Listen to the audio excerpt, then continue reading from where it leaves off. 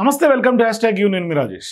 So ఇప్పుడు కాళేశ్వరం సంబంధించినటువంటి అవినీతి వ్యవహారం 1,00,000 కోట్లకు పైగా కుంభకోణం అవినీతి అనే ప్రచారం జరుగుతున్నటువంటి నేపథ్యంలో తాజాగా దాని మీద ఎన్డీఎస్ఏ రిపోర్ట్స్తో సహా విజిలెన్స్ ఎంక్వైరీ అట్లాగే జ్యుడిషియల్ పీసీ ఘోష్ కమిషన్ ఇచ్చినటువంటి రిపోర్ట్ కూడా ఉంది. సో ఇటువంటి సందర్భాల్లో ఈ రిపోర్టు ఇక్కడ వచ్చినటువంటి ఆరోపణలు తర్వాత తెర మీదకి వచ్చినటువంటి అంశాలు ఇవన్నీ కూడా ఒక రకంగా బీఆర్ఎస్ పార్టీ అగ్రనాయకత్వానికి కేసీఆర్తో మొదలు పెడితే బీఆర్ఎస్ పార్టీలో ఎట్లయితే టెన్షన్ నెలకొందో కలకలం రేగుతోందో వాళ్ళలో ఒక తెలియనటువంటి కలవరం పుట్టుకొస్తోంది. ఇప్పుడు అప్పటి ప్రభుత్వంలో కీలకంగా పనిచేసినటువంటి అధికారులు, ఐఏఎస్ అధికారులు మరీ ముఖ్యంగా వాళ్ళ గుండెల్లో ఇప్పుడు రైళ్లు పరిగెత్తు ఉన్నాయి. అంటే ఒక రకంగా వాళ్ళను బాధ్యులు చేస్తే వాళ్ళ పరిస్థితి ఏంటనేది వాళ్ళకి అర్థం కానటువంటి పరిస్థితి.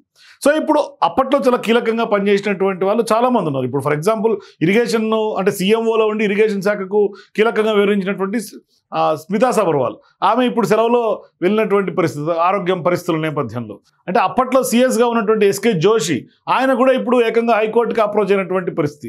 ఇట్లా చూసుకుంటా పోతే కాళేశ్వరం అంశం ఒక రకంగా ఆ ఐఏఎస్ అధికారులకి అప్పట్లో ఉన్నటువంటి వాళ్ళు చాలామందికి ఒక కొత్త టెన్షన్ పుట్టిస్తోంది. మరోవైపు అసలు గండం గట్టెక్కేది ఎలా అనేది ఇప్పుడు వాళ్ళందరూ కూడా దేవుడిని కోరుతూ ఊపిరి పీల్చుకుంటున్నటువంటి పరిస్థితి కనిపిస్తుంది. అంటే ఒక రకంగా కాళేశ్వరం అంశం వాళ్ళ మీద పిడుగుపడ్డట్టుగా మారింది. అంటే మళ్ళీ క్వశ్చన్ టైం వచ్చేసిందా? ఎందుకంటే సిబిఐ ఎంట్రీ ఇస్తుంది. ఇప్పుడు ఆల్రెడీ చాలామంది అధికారులందరూ కూడా పీసీ ఘోష్ కమిషన్ ముందు ఓపెన్ కోర్టులో హాజరయ్యారు. వాళ్ళందరూ సమాధానాలు ఇచ్చారు. వాళ్ళకి సంబంధించి స్టేట్మెంట్ రికార్డ్ అయినాయి. అదంతా కూడా ఇప్పుడు రిపోర్ట్లో పొందుపరిచారు. ఇప్పుడు ప్రభుత్వం మొన్న జరిగినటువంటి అసెంబ్లీ సమావేశాల్లో సిబిఐకి ఇచ్చినటువంటి నేపథ్యంలో వాళ్ళందరూ కూడా ఇప్పుడు టెన్షన్ పడుతున్నటువంటి పరిస్థితి. చివరికి కొందరు రిటైర్డ్ ఐఏఎస్లకైతే మనశ్శాంతి లేకుండా కనీసం పోస్ట్ రిటైర్మెంట్ ఇప్పుడు వృద్ధాప్యంలో ఉండి రామకృష్ణ అనుకోవాల్సినటువంటి సమయంలో ఈ టెన్షన్స్ మాకు ఎందుకు అనేది చాలామంది ఫీల్ అవుతున్నట్టుగా కనిపిస్తుంది. అంటే వాళ్ళ ఫీలింగ్స్ కానీ లేదంటే హైకోర్టులో ఎస్కే జోషి లాంటి వాళ్ళు అప్పీల్కి వెళ్ళడం చూస్తుంటే వాళ్ళలో ఖచ్చితంగా టెన్షన్ పెరుగుతోంది అని స్పష్టంగా అర్థమవుతోంది. ఎందుకంటే మొన్న జరిగినటువంటి తెలంగాణ అసెంబ్లీ ఎన్నికల సమావేశాల్లో సంచలన నిర్ణయం తీసుకుంది తెలంగాణ రాష్ట్ర ప్రభుత్వం. సో ఇప్పుడు ఆ సంచలన నిర్ణయం మరోవైపు ఇప్పుడు సిబిఐ ఎంట్రీ ఇవ్వటం ఇప్పుడు స్టేట్లో చాలామంది సీనియర్ ఐఏఎస్ అందరూ కూడా టెన్షన్ పడుతున్నట్టుగా కనిపిస్తుంది. అంటే ఆనాడు బీఆర్ఎస్ ప్రభుత్వం ప్రతిష్టాత్మకంగా నిర్మించినటువంటి కాళేశ్వరం ప్రాజెక్టు అది కాస్త కుంగిపోవటం, మరోవైపు మేడిగడ్డ, అన్నారం, సుందిల్లా ఈ స్థల మార్పు వీటన్నిటిపైన పీసీ ఘోష్ ఇచ్చినటువంటి నివేదిక అసెంబ్లీలో చర్చకు పెట్టిన తర్వాత సుదీర్ఘమైనటువంటి చర్చ జరిగిన తర్వాత ఇప్పుడు పెద్ద ఎత్తున సిబిఐ దర్యాప్తుకు ప్రభుత్వం ఆదేశాలు జారీ చేసింది. సో ఇప్పుడు ఆ నిర్ణయమే ఐఏఎస్లో ఒక రకంగా షేక్ చేస్తున్నటువంటి సందర్భం. అంటే రాష్ట్రంలో కాంగ్రెస్ అధికారంలోకి వచ్చిన తర్వాత కాళేశ్వరం వ్యవహారం మరోవైపు కుంగుపాటు ఇదంతా కూడా చాలా సీరియస్గా టేకప్ చేసినటువంటి రేవంత్ రెడ్డి సర్కార్ విచారణ కోసం కమిషన్ నియమించింది. దాంతో 15 నెలల పాటు పీసీ ఘోష్ కమిషన్ మొత్తం విచారణ జరిపిన తర్వాత 665 పేజీల యొక్క రిపోర్టు తయారు చేసి ఆ రిపోర్ట్ అంతా అసెంబ్లీలో ఎమ్మెల్యేలకు పంచారు. క్యాబినెట్ తీర్మానం చేసింది. ఈ నివేదికలో మాజీ సీఎస్గా ఉన్నటువంటి ఎస్కే జోషి, అప్పటి సీఎం సెక్రటరీగా ఉన్నటువంటి స్మితా సబర్వాల్ వీళ్ళ పని తీరు పూర్తి స్థాయిలో తప్పుపట్టింది పీసీ ఘోష్ కమిషన్. వీళ్ళిద్దరూ చాలా కీలకంగా గ్రిల్ అయ్యారు. సో ఇప్పుడు దాదాపుగా 10 మంది ఐఏఎస్లను విచారించి ఆ ఇద్దరినే తప్పుపడుతూ కమిషన్ రిపోర్ట్లో పొందుపరిచారు. సో ఇప్పుడు అందరినీ క్రాస్ ఎగ్జామిన్ చేసి ఫైనల్గా ఈ నిర్ణయం తీసుకుంది పీసీ ఘోష్ కమిషన్. అంతకుముందు ప్రాజెక్టుల్లో పనిచేసినటువంటి చాలా వరకు ఇంజనీర్లను కానీ లేదంటే కనుక ఈఎన్సీలను కానీ అందరినీ కూడా విచారించింది, ప్రశ్నించింది.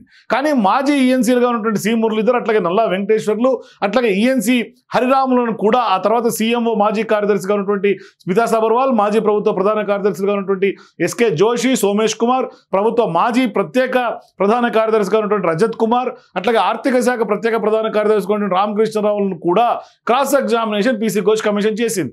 సో ఇప్పుడు క్రాస్ ఎగ్జామినేషన్ అయింది, రిపోర్ట్ వచ్చింది. అట్లాగే అప్పటి మాజీ సీఎం కేసీఆర్, మాజీ నీటిపారుదల శాఖ మంత్రిగా ఉన్నటువంటి హరీష్ రావు అట్లాగే ఈటల రాజేంద్ర అందరూ కూడా సాక్షులుగా పిలిచి మరి వాళ్ళని కూడా విచారించింది. ఇదంతా ఒక ఎత్తు అయితే ఇప్పుడు రాష్ట్ర ప్రభుత్వం కాళేశ్వరం కేసును సిబిఐకి అప్పగించడంతో ఒక రకంగా ఒక పెద్ద ట్విస్ట్ లాగా చెప్పుకోవాలి. అంటే గతంలో ఎంక్వైరీ అయిపోయిందిలే మేమంతా సేఫ్ అని ఊపిరి పీల్చుకున్నటువంటి అధికారులంతా కూడా ఇప్పుడు వాళ్ళలో సిబిఐ అనగానే కొంత భయం పట్టుకున్నట్లుగా కనిపిస్తుంది. సో ఇప్పుడు కమిషన్ పిలిచి ప్రశ్నించడానికి సిబిఐ దర్యాప్తుకు కూడా చాలా తేడా ఉంటుంది. ఒక రకంగా PC Ghosh commission judicial enquiry వేరు, ఒక రకంగా సిబిఐ వేరు. ఒక్కసారిగా దర్యాప్తు సంస్థ అడుగు పెడితే కొంత ఇన్డెప్త్గా వెళ్ళిపోయే అవకాశాలు ఉంటాయి. ఎంక్వైరీ చాలా లోతుగా వెళ్తుంది, ఎవరిని ఉపేక్షించే పరిస్థితి లేదు.